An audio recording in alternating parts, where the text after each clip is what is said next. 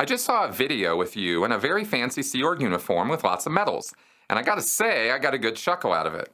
I always do when I see those uniforms. Are SL members embarrassed to wear those in public? Were you? It strikes me almost like playing dress up. Yeah, yes.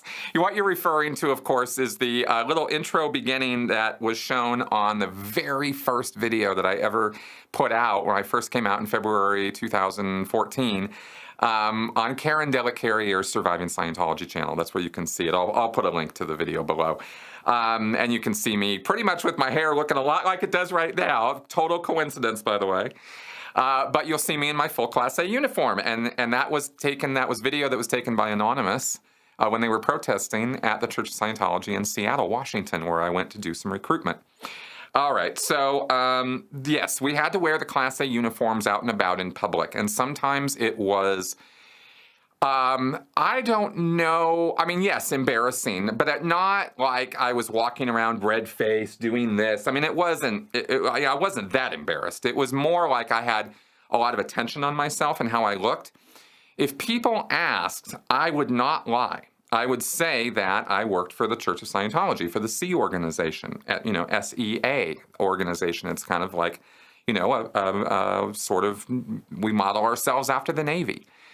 We have ranks and ratings. We're and the way I would just totally diffuse any sort of weirdness or weird looks is I would say, like the Salvation Army, we do good work in the world at large, and we have an organization that is modeled after the military. So that's why we have the ranks and the ratings and the uniforms. And people would go, oh, okay, that makes sense.